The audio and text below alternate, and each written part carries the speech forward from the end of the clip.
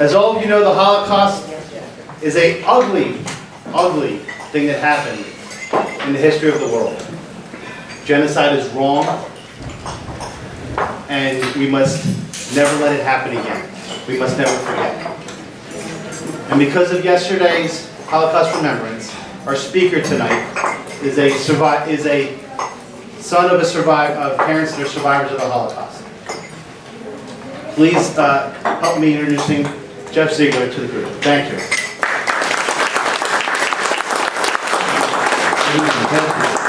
Thank you very much for allowing me, giving me the opportunity to tell a story that, I'm trying to figure out the best way to say this because I was told that the speaker needs to speak. When you see things on TV or you see documentaries that were made about the Holocaust, it may be a little bit abstract. So the story that I'm going to tell you is a true story, and I hope that you can see how what happened to my father can really be applied to what's happening today. Not in the sense of a bad thing, but in the sense of a good thing. So I'll leave you with that little bit of a hook. If you can see this picture here, I know it may be difficult for the people in the back, but the gentleman on your right is my dad. My dad unfortunately passed away about 3 years ago. And the gentleman on your left is a saint, a hero, a non-Jew that saved Jews. And this picture was taken in 1991, 1992, here in the United States. And now I'm going to tell you the story on how, because of this one man's action, and his fervent belief in life, and how valuable life is, that there are a lot of people living today because of him, and you're going to hear the story. So let me tell you the story. My dad was born in a little village in Poland. At that time it was Poland. It's now part of Ukraine. Those of you who know history know that that part of the world changed many times. This was a little village between Ternopil and Lvov. It had about 6,000 people in the village. The name of the town was called Zborov. It's still a town today, except it's in the western Ukraine, not in Poland. My dad was born in 1935. He was the second of 2 sons. So my grandmother, my grandfather, my uncle, who was 3 years older, had a pretty decent life for what at that time was considered decent. This was a village. There was no running water. There was no telephone. It was not what we have, obviously, today. And life for them was good. They had their goats. They got their milk. They went to school. Everything was fine. Until about 1940. And as my father was growing up, there was a neighbor, the house next door. And this gentleman, his name is Anton Supinski. Anton was a loner. Anton was weird. He was weird, and the town knew that he was weird, and everybody in the town made fun of Anton. Why was Anton weird? Well, first of all, he was a vegetarian. But not just a vegetarian, a complete vegan. He ate nothing from life. And back in 1935, 1940, that was weird. And to be honest with you, there are still some people today that would say that that's strange. But back then, in that little town, that was unheard of. Anton would like to meditate. He would close his eyes, and he would go off somewhere, and he would start talking in a language that wasn't Polish, it wasn't Ukrainian, and he would just talk. So he was made fun of by everybody in the town except for one person, my grandmother. My grandmother, for whatever reason, did not make fun of Anton. she actually liked him. So she would sit with him and let him tell her stories about what he saw when he went into these meditative states. She would cook borscht for him. She would cook meals for him. She would send my father with my uncle to his house with bread and soup. But everybody else made fun of him. And then, so life was going along, and then in a horrible day, in the late 1940, the front came through, and the Germans came into the town. They gathered up all the Jewish men, including my grandfather, and they said, okay, we need you to wash the trucks. And when I tell this story, I spend a lot of time, just so that you understand, my dad's mission, my father, his mission was that he was going to tell this story. He would tell this story 3-4 times a month to children. He would travel New Jersey, Pennsylvania, New York, Delaware. He felt it was very important that he would tell the story because when he passed away, nobody, that generation obviously, couldn't tell the story anymore. So it was very important to him to tell the story. But anyway, so they gathered up all the Jewish men, as you know, that's how they did it. And they washed the trucks, and then the trucks pulled away, and they made the Jews dig a big hole in the center of the town, got all the Jewish men to stand around the town, and they shot them.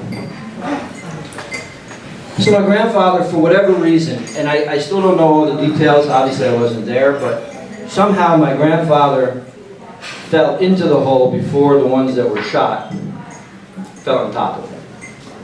Don't know how, but that's part of the story. So he fell into the hole, they fell on top of him. The Germans at that point were drinking, they were so happy that they did what they did. And a couple hours later, when the Germans had gone away, my grandfather crawled his way out, ran back home to my grandmother, to my father, to my uncle, and said, look, we need to go somewhere because this is not going to be safe anymore, obviously. And at that time, they had created a ghetto on the side of the village. When you say ghetto to the younger people, they have this certain connotation of a ghetto. And I try to explain to them that it's not that kind of a ghetto. It's worse. This was an area where they put all the Jews because it was easier to control the Jews if they're in one spot. It's easier to organize the shipments on the trains if they're in one spot. So this was at the end of the village, put all the Jews there. So my grandfather, my grandmother, my father, and my uncle went to this ghetto, and they stayed there. And because, again, I don't have all the details, but because my grandfather spoke or understood 6 languages, he understood that they were being prepared to be put on the trains. And he didn't know what to do.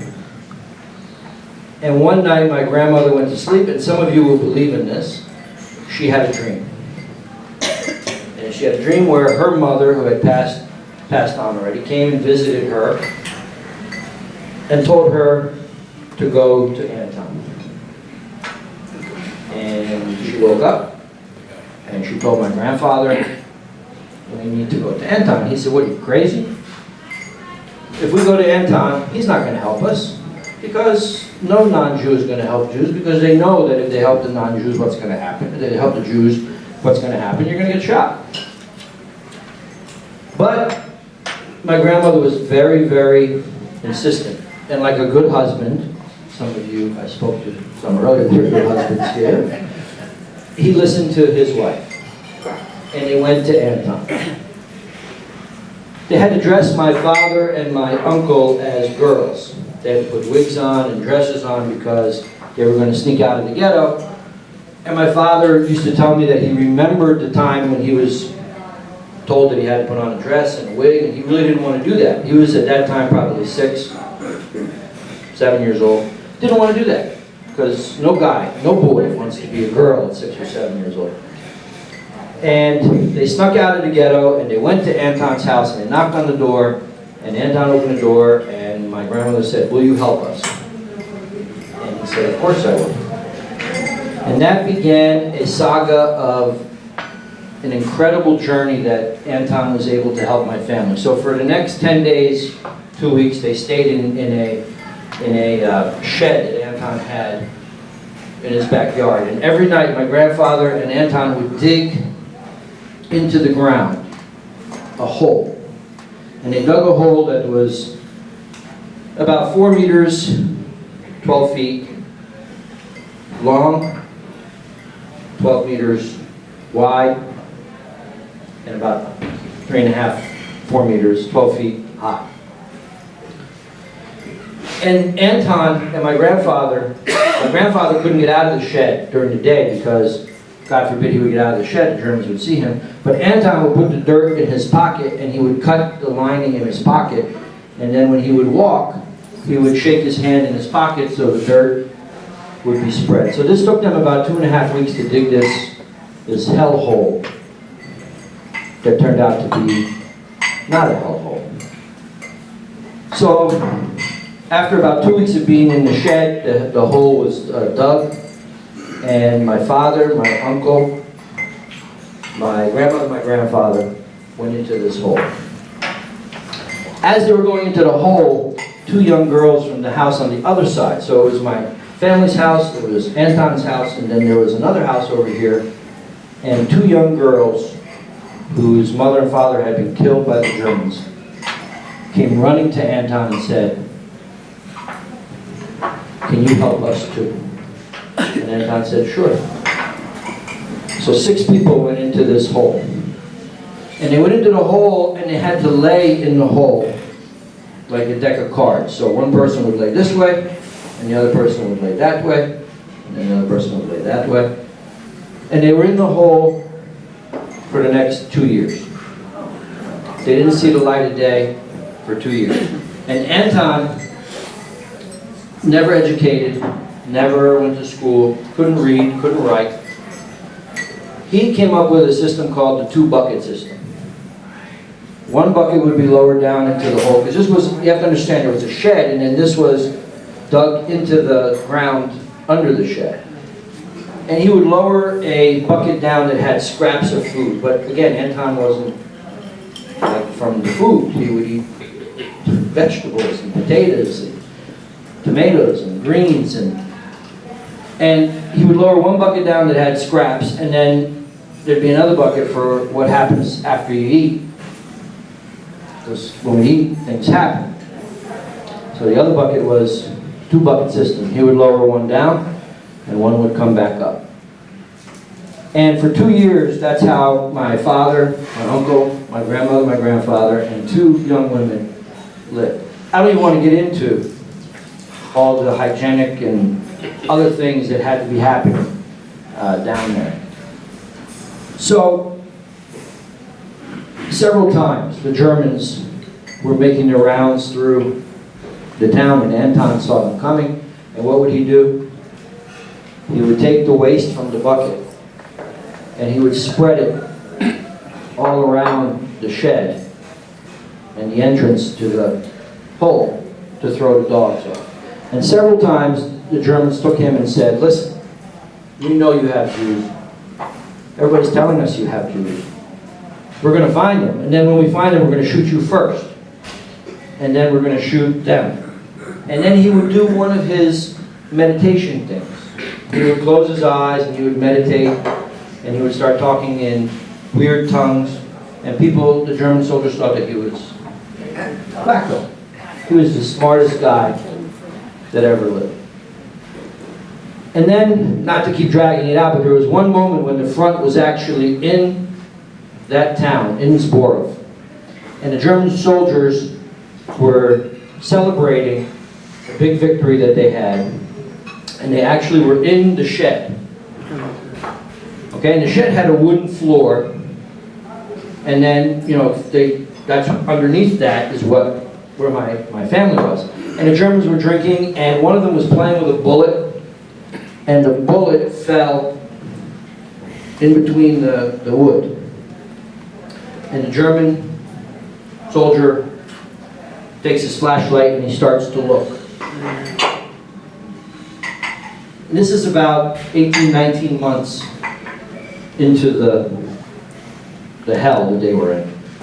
And he's looking and he's trying to find a bullet, and then his buddy calls to him that they found a Jew out on the street and they're going to shoot him. And they need him to come to participate in the shooting of a Jew.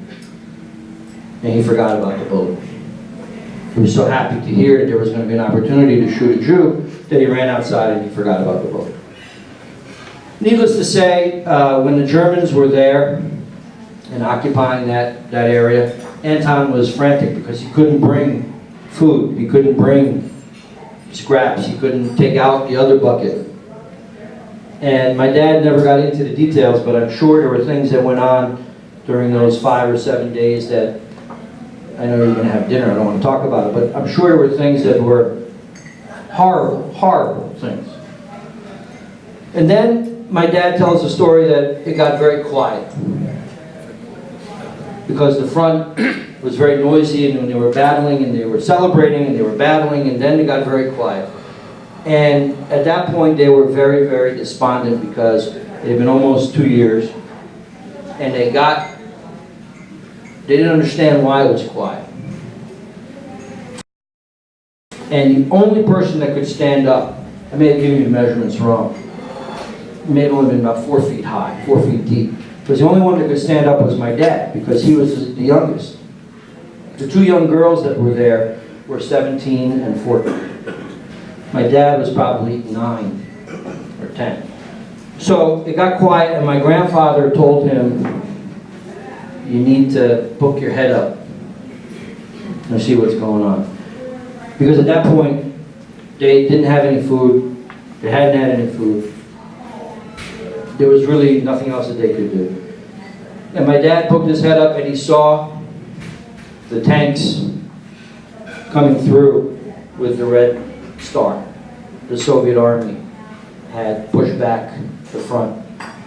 And my dad got their attention and they were pulled out of the hole after being in there. I think, to be exact, I think it was 23 months and 15 days or something like that. And so they came out, and right away they swelled up because they hadn't seen or felt sunlight for 2 years. And the Soviet army gave them soup. My dad said he'll never forget the taste of the soup, how awful it was, but how wonderful it was. And then the question becomes, okay, what do we do? The town is destroyed. Of the 6,000 people, about half the town were Jews, so 3,000 or so Jews were gone. The town was totally destroyed. What do we do? And that became the saga then for the next 2.5 years of the DP camp saga. So they went from DP camp, displaced persons camp, to displaced persons camp. And I'm not going to bore you with all the details, but let it be said that if there ever was a thing called entrepreneurism, that was my grandfather. So my grandfather in each of these DP camps somehow took something, made something, did something, sold something, whatever, to keep the family moving. And then he came to a crossroads in Krakow. He got to Krakow, and there came a crossroads of, we can go to the United States, or we can go to Israel. And about 2 weeks before that, my grandfather, who had amassed a fortune, quote unquote, by DP camp standards, had sent everything to Israel because that's where Jews were going to go after the war. And that's where they were going to go. And about a week before they were supposed to leave for Israel, the papers came from the United States because a cousin of my grandfather was able to invite them. And so my grandfather had to make a decision. Do I come to the United States with nothing, or do I go to Israel where I sent everything? And we hear about entrepreneurs all the time, not to get political, but we hear about Donald Trump, we hear about all these other entrepreneurs. They're all fantastic from a business sense. I'm not talking politically. But when you look at that decision of somebody that has to make, I don't think there's a better definition of entrepreneurism. He chose the United States. And he came to the United States, my uncle, my dad, my grandmother, my grandfather, 1949. And my dad recalls the moment that he saw the Statue of Liberty came through Ellis Island, and nobody that was born in this country can understand the impact of that moment. And my dad was a tough guy, successful. He would always break down when he told the story of what he at that point he was 14, 15, when he saw the Statue of Liberty, what that meant to him. So they came to this country, classic entrepreneur story. Not going to bore you with it. But I do think there's a couple of important details. Before they left Zborov to go through this DP camp, displaced persons camp saga, they begged Anton to come with them. My grandmother particularly said, Anton, what are you going to do here? Come with us. We will take care of you. You're a hero. You're a saint. He said, no. This is my town. I was born here. I'm going to die here. So my grandmother said, listen, wherever I wind up, I'm going to send you letters. I'm going to send you help. I'm going to do whatever. And he's like, okay. But he couldn't write. So they made this agreement that my grandmother would write the letter, and then he would draw a secret flower that only the two of them knew how the flower would look, and send the letter back. And that's how my grandmother would know that everything was going well. Well, fast forward, they got to the United States in 1949. There was a big Jewish community, obviously, in Newark. A lot of Jewish entrepreneurs were able to get started in Newark. My grandfather was one of them. He had a little self-service convenience store. Whatever, I'm not going to bore you with those details. But and my grandmother started sending the letter and packages to Anton. And then in 1962, the letters started coming back without the flower. Something happened to Anton. So back then there was no Facebook, there was no Instagram, there was no Snapchat, there was no internet. Usually when I say that to the kids, they say, what? Are you kidding? No, there wasn't. So my grandmother went through the Red Cross, which is really the only way you could do it, and they couldn't find Anton. So in 1962, my family had a realization that Anton was the guy that risked his life, that saved my family, that without him, they wouldn't have been able to come to this country and prosper. That man was dead. And for some reason, my dad started doing business in 1973, he started doing business with the Soviet Union. Again, I'm not going to bore you with all the details because I could talk for hours. But he started doing business with the Soviet Union, and he was very successful, thank God. And anybody who was anybody back then when it was the USSR, when they came to New York or Philadelphia, my dad was very close with the embassy in the Soviet Union, and so he would get a call. And one time he went to a function in New York, and there was this general who was born in Lvov, which is the next town over. And they started drinking the vodka, and they were having a good time, and the general was telling stories, and my dad was telling stories that he's from the neighboring town. You know how that works. And so my dad said, look, do me a favor, when you go back home, go to Zborov and find the grave. His name was Anton Suchinsky. Take a picture. Here's $100. Mail me the picture. I just need to have closure for my family. So the general said, okay. They had another toast. And at that time, my dad was going to the Soviet Union probably 2-3 times a year. And the next time he was in Moscow, he got a phone call in his hotel room. Don't ask me how they knew he was there. And it was from the general. Of course they did. And it was from the general. And the general said, Shelley, that was my dad's name, Shelley, do not move. I'm in Moscow, I'm coming to see you.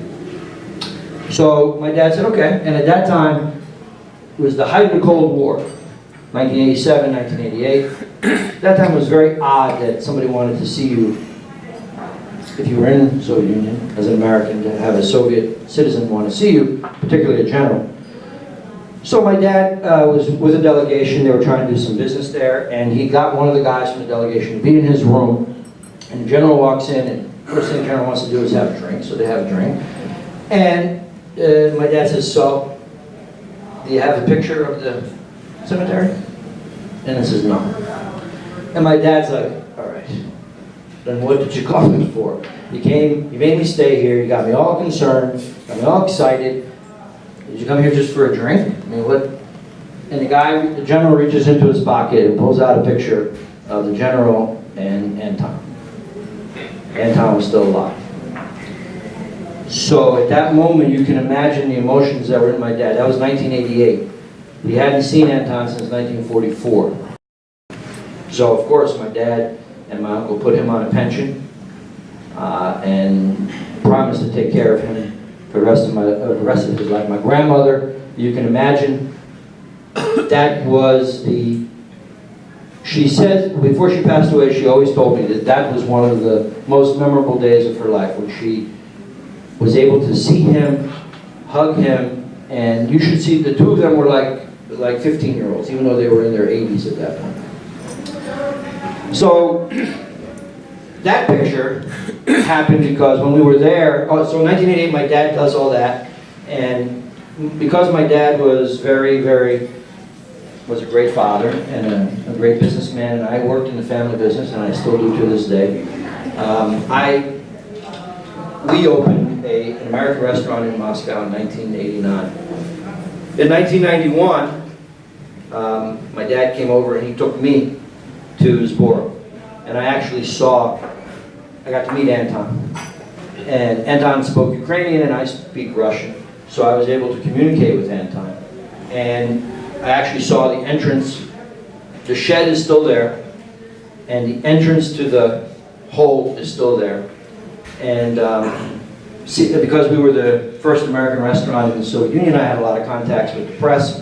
And if you ever used to watch the shows, CBS Sunday Morning with Charles Carroll, they actually filmed that reunion where I got to meet Anton. And while we were there, my dad said to Anton, he said, look, I asked you to come to America, you didn't want to.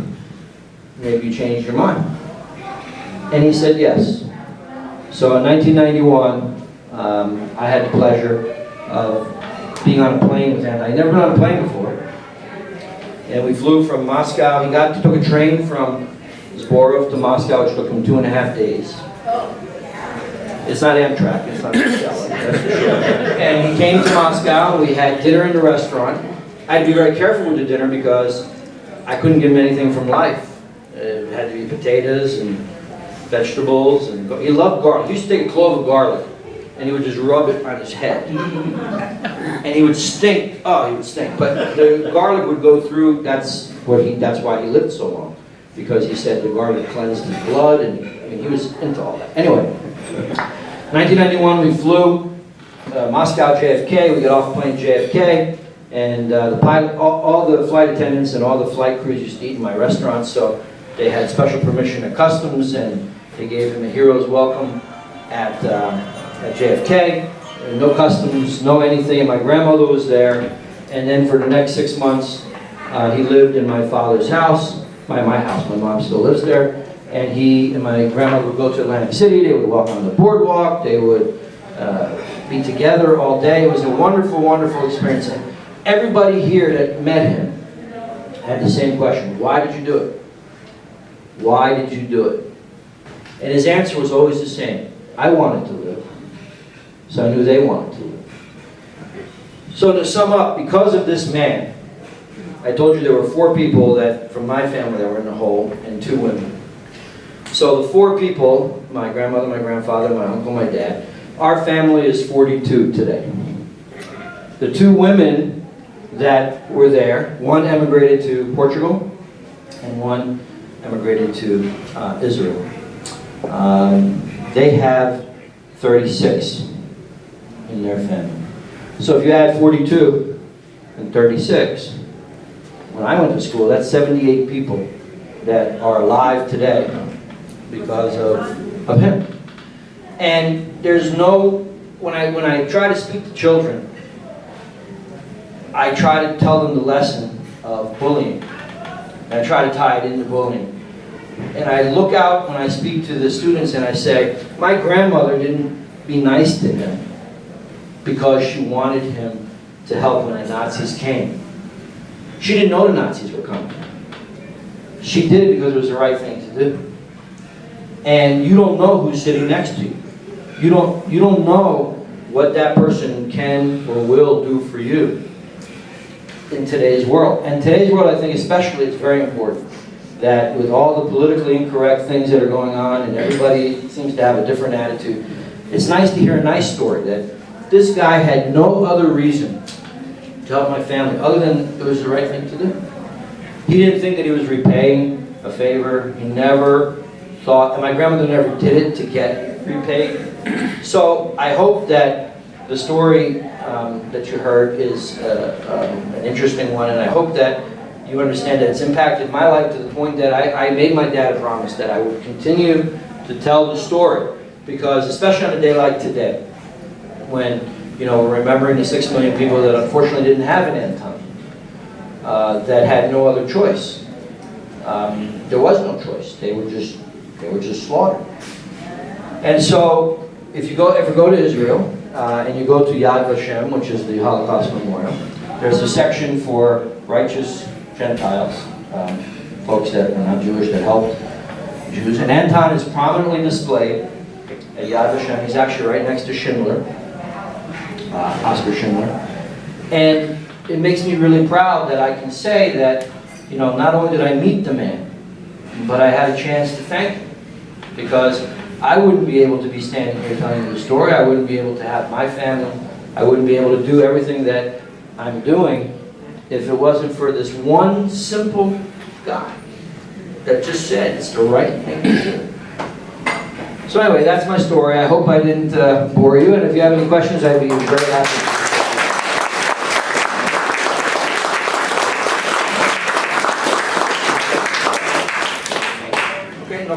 Great, that's easy. Yes, sir. Oh, I knew it was It's an easy one. Okay. It's an easy one. Okay. How long did he live here before he passed away? Thank you. Well, he lived here 6 months, and I'll never forget the day. Like, okay, you can imagine Zborov with like goats and donkeys and, no conveniences of life, in Moorestown, New Jersey, which is a pretty decent, yes. And he was like having a great time, and he and my grandmother, they, like I said, they would go to Atlantic City, they would walk on the boardwalk, and grandma was happy, and they were talking Polish, they were talking Ukrainian. And then one day, I have to tell you this real quick, and then I'll answer you, but I went to his room, and on the windowsill, he had a glass of water like this, and he had 5 straws around the glass. And I said, what are you doing? And he said, sit here and watch. And flies would come. This is a true story. Flies would come and sit on the straw and drink the water. He put sugar in the water to attract the flies because that's how much he respected life. He said, they want to drink too. I said, well, what are you doing? They want to drink too. That's wacko. I got to tell you. That's wacko. So he stayed here 6 months, and I'll never forget, we were having this big, every weekend, every Sunday, we had this big dinner because, Anton was here, and my uncle would come down. And we were having dinner, and everybody would say a couple words, have a drink, they would say a toast, whatever. And Anton just stood up and he said, I want to go home. And we were all like, what? I want to go home. And so that was 1991, 92. He died in 2003. He was born in 1905. So he lived 98 years. And this will impact you too. My father and my uncle, now unfortunately my father passed away, always said Kaddish for Anton. So now my dad's gone, so I say Kaddish. We still say Kaddish. That's how close. There's no other way to describe it. It sounds really stupid for me to say that's how close he is. I wouldn't be here for it. Of course I'm going to say Kaddish for Anton. And I do it every year. When I do it, it moves my rabbi to tears, it moves the congregation to tears because it's an amazing story. So I appreciate it. He lived 98 years, he was here 6 months, he didn't like it, He wanted to go back to the goats and the simple way of life. We took him to Atlantic City. We go to Atlantic City, that he spoiled. He spoiled. My grandmother loved him. Anyway, any other? Yes. The hole was 4 foot high. So let's do the measurements because it was 4 foot high, 4 feet wide, and 6 feet long. That's how it was. So the 4 feet high was the only reason. That's why my dad was young enough I could actually stand up. And when I tell it to kids, you know, I say, okay, how many days are in a year? They say 365. I say, okay, how many days in 2 years? And you know, they're 10-year-olds. They're 10-year-olds, so it takes them. They say, 730. Okay, great. Now, that's 730 days. Like if I send my daughter to her room for an hour, it's the end of the world, right? And they all crack up. And I said, well, think about that. They were sent to the hole for 730 days. There was no iPhone. There was no Facebook. There was no Instagram. Nothing. There was no bathroom. There was no bathroom. And then when I tell the story about the bucket and the 2 buckets, they're like, ew. Yeah, well, you know, when the next time you go to the bathroom, appreciate the fact that you have plumbing. So anyway, not you're eating, so now we're talking about that. Anyway, thank you. I really appreciate the opportunity to tell the story. I'm sorry for the person that wasn't able to be here, but I really think it's wonderful that on Yom HaShoah, you know, you're able to hear a story about a survivor and you're able to remember something very specific. So thank you. Thank you very much.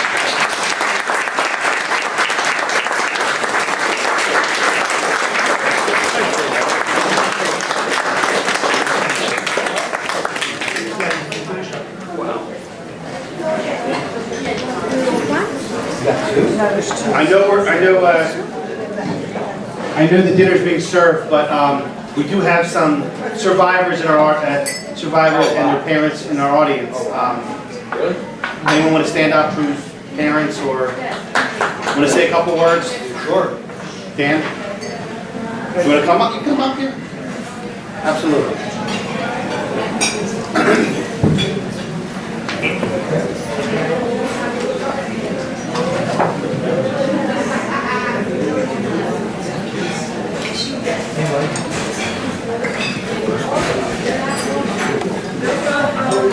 Good evening, fellow nobles. Good evening, fellow nobles, ladies, guests of Quaker City Montco Shrine Club. My name is Dan Robbins. I don't know if you know me. I'm new to Masonry, and I'm also new to the Shrine. I just got raised to the 3rd degree at Concordia 67 in Jenkintown in October. And following that, I joined the Scottish Rite and got the 32nd degree in December. Shortly after that, I joined the Shrine, and here I am. I did go to a couple of dinner meetings in the past before I became a Shriner. And I got influenced by several members of the Shrine, and I knew I wanted to become a Shriner.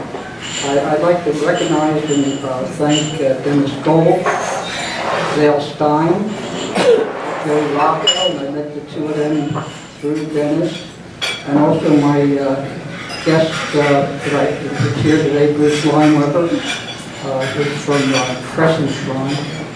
And I was inspired by these people to become a Mason, and I wanted to be a Shriner, and I was told you have to be a Mason first. So anyway, I too am I'm a second generation Holocaust survivor, so to speak. I belong to the Children of Jewish Holocaust Survivors in Philadelphia. I'm not an active member, but I am a member. I support the organization so that one should never forget what happened there, and so forth. So anyway, I was adopted by a Holocaust survivor. I'll tell you a short story on that. As you do. But he said speakers have to speak, so Okay. So anyway, in 1949, David Rubinovich, you would say Rubinovich, it's a similar Greek name that Michael has over here. but he pronounced it Rubinovich. And he came originally also from Poland, Lodz, Poland, L-O-D-Z, which is the second largest city in Poland outside of Warsaw, the big textile city. And my father came, he had 3 older sisters and 3 younger sisters. There were no other sons in the family. He described himself as like being the shaman in the middle of on the Noah. And he had 2 sisters that survived the war. One lived in Paris at the time, she was married, and the other one lived in the Bronx, New York. Needless to say, the whole family outside of the 2 people and my father had perished. My father was also married. He had a son. They also perished. Well, anyway, in 1949, my David Rubinovich, who would soon become my father, came to visit cousins of my mother who happened to live not far from my mother's drugstore. My mother had a drugstore in the Kensington section of Philadelphia. She was a single, divorced professional pharmacist. My biological father had left my mother when I was about 2 years old. I never really knew another father. So David Rubinovich came to visit my cousins on this Labor Day, 1949. It was a very hot day that day. And they said to him, "How would you like to get some ice cream?" My mother had a common drugstore with a big, long soda fountain, a stool, stainless steel, the whole bit.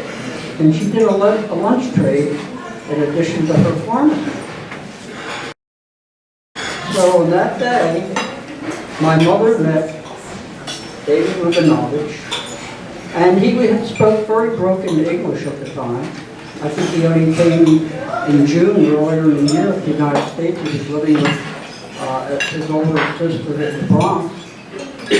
However, my mother spoke Yiddish, or understood Yiddish, let's put it that way. And so he explained the story that he lost his whole family, he lost his wife, he lost his son, and on it went as I witnessed it, that he would make a very good husband and father. 3 months later, they were married. They were married November 19th, 1949. It was a very short court trip. My father also lived to the age of 98. He didn't put gloves in his head. He lived to 98. Lucky you. There wasn't a day that went by, almost up until the time he passed away, that he didn't tell a story about the Holocaust or make some reference to the Holocaust. As he too wanted to pass down from one generation to the other the story of the Holocaust. My father participated in his testimony to the Show Foundation. I transferred it to DVDs from the original to VHS tapes. I did that a few years ago. I put titles on it, I put music background on it, and if anybody wants to borrow it, just let me know in the future if you want to look at that.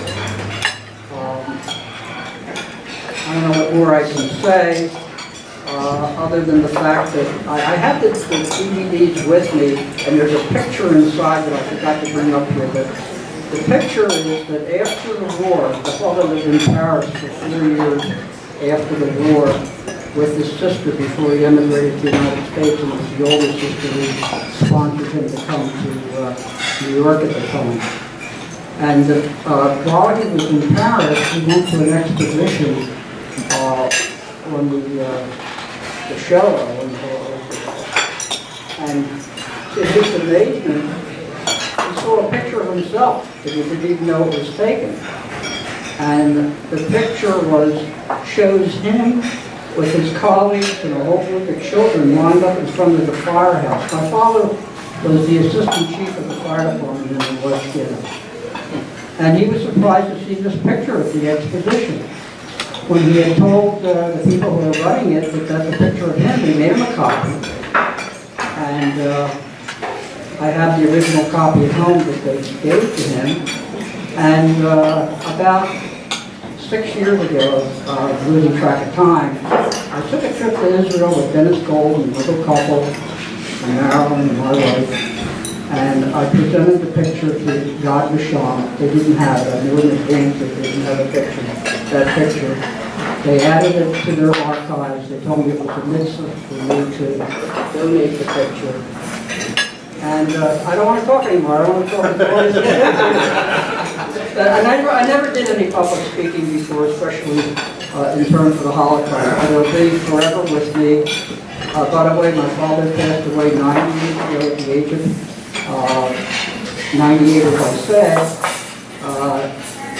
I'm going to the synagogue tomorrow for his yahrzeit. My mother died 2001, 2 days before, so I'm doing the double yahrzeit tomorrow for my double dinner. Always know that, number one, thank you.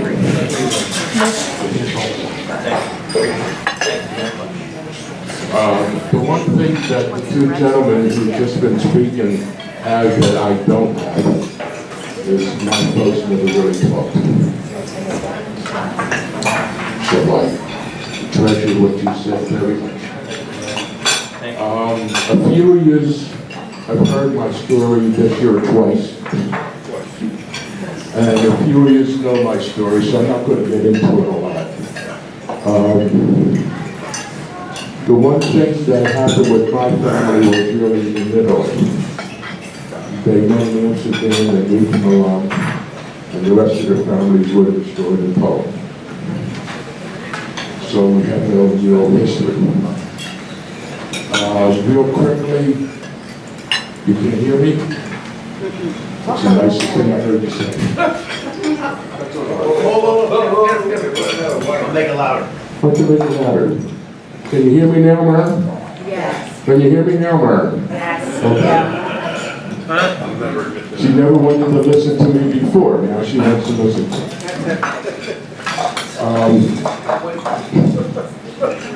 But real quickly, just give a little synopsis. Mussolini and Hitler made a pact for Mussolini to round up all the Jews in Italy and put them into camps to be sent over to Europe to be exterminated. Out of 17 camps, 2 were run by the Germans that did send a few over, but not one Jewish person that was held by the Italian officers were sent over to be exterminated. If you know, Milan is in the northern part of Italy. Our camp was down around the ankle in Calabria area, of Frajerman. There were 3,000 to 4,000 people in the camp, and when the 8th Army was coming up the foot, the Germans came over with machine guns to kill everybody. The Italians stopped them. They only found out about 5 years ago from somebody how they stopped them. They put flags around the camp to say that there was a plague. So as much as they wanted to kill Jews, they did not want to get a plague to do it.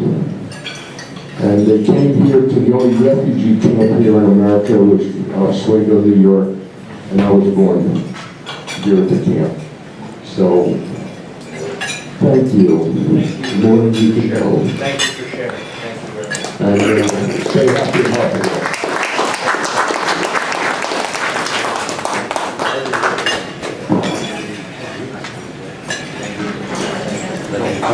What? Yeah. I don't think they need to hear my story.